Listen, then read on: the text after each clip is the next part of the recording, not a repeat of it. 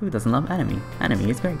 Who doesn't love video games? Video games are also great. Put them together and what do you get? Sword Art Online, which I don't really like. But you also get anime-based video games. And that's what we're looking at today. The top 10 anime games. Well, it's not really a top 10. It's like the first 10 games that I found that are on mobile and are free and is available on the Android store or the App store and work with the Nox emulator. And Tokyo Ghoul is a dark, mature anime about a race of people called ghouls who have to feast on the flesh of humans to survive. It deals with the ethical and moral choices of consuming human flesh, as well as the traumatic battles between the human race and the ghouls themselves. It's got elements of shonen, horror, and tragedy all infused into one anime. So how do you portray this in a video game? Simple. Pinball! Yeah, for some reason this game has weird pinball mechanics where you have to bounce your characters off the walls. It's such a weird and silly idea for such a serious anime and topic. But you know, everyone's chibi. And everything's fun when it's chibi. And these chibi motherfuckers. So chibi. They feast on the flesh of human children. But in a cute way. I actually didn't get very far in this game because I got stuck on this part. And I honestly do not know how to get past this. I've been here for like 10 minutes. I guess I'm just an idiot. The game becomes amazing and there's like a deep plot and there's like so many game mechanics, but I'll never know because I can't beat this part in the tutorial. So you know, 10 out of 10. Naruto is about the breakup of Yugoslavia following a series of political upheavals in the 1990s, and you know I'm lying because everyone knows what Naruto is about. It's about ninjas. It's like trying to tell everyone about a great new book you found called the Bible. Everyone knows about it already. The game itself isn't too bad. The graphics are quite nice, there's cool combination moves, every character has a different set of jutsus, Kakashi's in it, you know, now it adds 10 points in the game. But it's a pretty basic mobile game. If you play one of these, you've played them all. But hey, it gives you a free port at least, so at least see who I get. 10 out of 10, greatest game of all time. Haikyuu, I know I probably pronounced that wrong but I don't care, is a volleyball anime. I've only gotten through half of the first series, but I thought it's pretty good and probably watch more of it later. The game itself is pretty interesting, and it's just pretty much a volleyball simulation game. You really don't do anything during the actual matches, most of the gameplay is during the training before the actual games, but once in a while there's a quick time event, and it goes all look at all that crap. But then it's back to just looking at the static squares of the characters, and I don't know why, but the cutscene characters really freak me out. Stop looking at me. God damn it, you're creepy. Overall the game's okay, you know, if you like volleyball, like really like volleyball. I don't see anyone else liking this kind of game. So you know, 10 out of 10. Bleach is an anime and manga series that many people wasted their lives reading and wish they hadn't. It was forced to end prematurely, and now still too late. This game, however, is pretty cool. Unlike most of the other games, it's not sprite based but rather 3D models. And everybody's chibi. Look at them. Look at these chibi motherfuckers. Chibi. It's much more action orientated compared to the other turn-based games, and you probably will find a lot of fun playing this game. The controls are simple and easy to use, but engaging enough to keep you interested for short bursts. And it has the best feature in any game, water. That's right, just plays itself. 10 out of 10.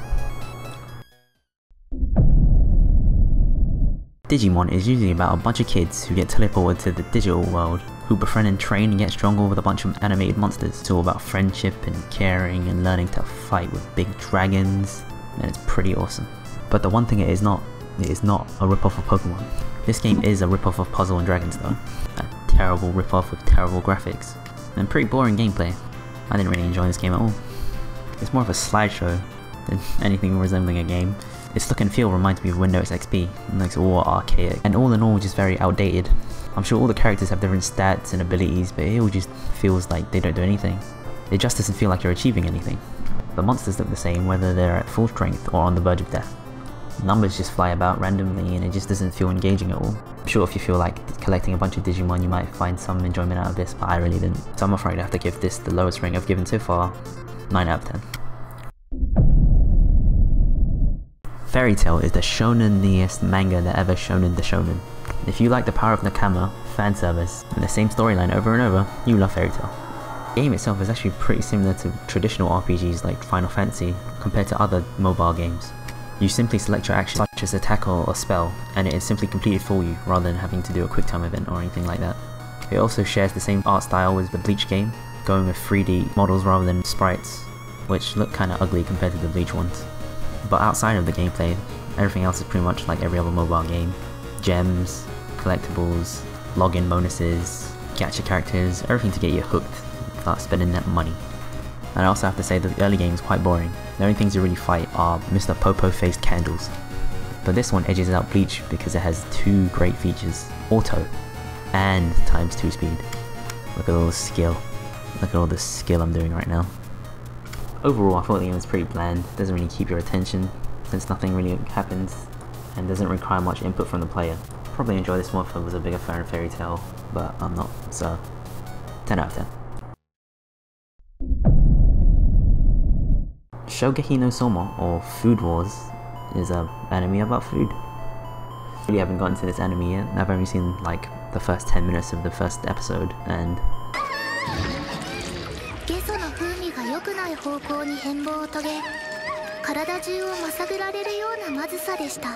you know, it's pretty interesting, you know, I might check out. I mostly played this game just to see what they would do. How do you turn a show about cooking into the game? You just rip off Cooking Mama? Nope, you just rip off DDR instead. It's not a terrible game, you know, it's just a standard Guitar Hero, DDR, Osu style game. But it's nothing special. Different characters and stuff, but I don't really see the difference when I played between them. Nor do I really understand all the different blocks. I just click it when it hits the thing. But you know, overall it's just possible. I could see this hitting the Google Play Store once it's translated. I mean, there's no reason it couldn't go on there.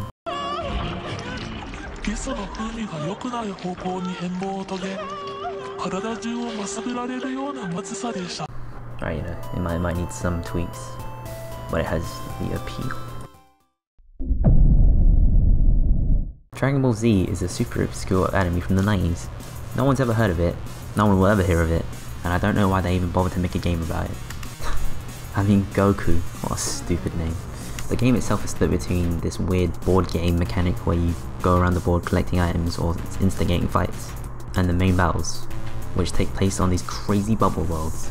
Look at all the bubbles. Look at how they sparkle. I have to say, while I don't really like the sprites that much, they look kind of blurry, the animations that they use to show the attacks are actually pretty cool. And I especially like when the characters smash into the screen and the glass shatters. It really feels impactful and reminds me of all those gifs of Dragon Ball Z fights that you'd seen online or everywhere.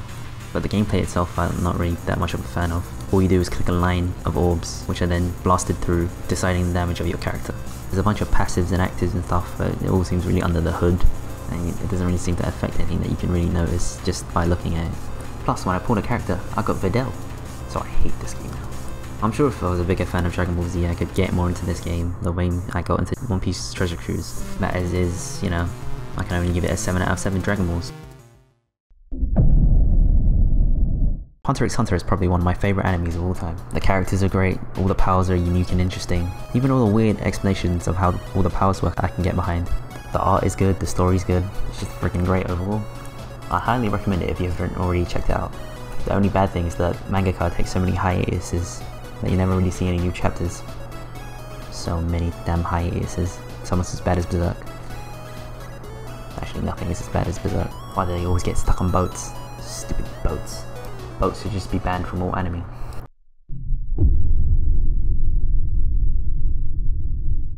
One Piece is about dudes on boats, and it's one of the best mangas of all time. It's pretty similar to Hunter x Hunter in the fact that everything overall is just great about it. Stories, the characters, the art. However, while Hunter x Hunter gets a bit dark and a bit more serious, One Piece has a much more happy-go-lucky and cheery atmosphere for the most part. And it's a happy tale about friendship done right. So about One Piece Treasure Cruise, I mean, I don't think I played this game enough, you know? It's not like I made a bunch of videos about this game. And having tried a bunch of other games, I have to say I still find this one to be my favourite. Timing system keeps you engaged, unlike others where you can just tap a button and everything just happens for you. Man, I always find it fun building new teams and thinking up new strategies. I'm sure the other games also have their own forms of depth and more nuanced gameplay, but probably due to a mix of bias of One Piece being one of my favourite mangas, and the nostalgia of this being probably the first mobile game I really got into, I had to put this on number 1 on the list. Even though this isn't a top 10, the orders don't matter, this is number 1. But it doesn't matter, because it's not a top 10. It's number 1. Well, that's it for this video. Hopefully you found a game that you might be interested in trying yourself. All these games can either be found on the Android store or the QApp store.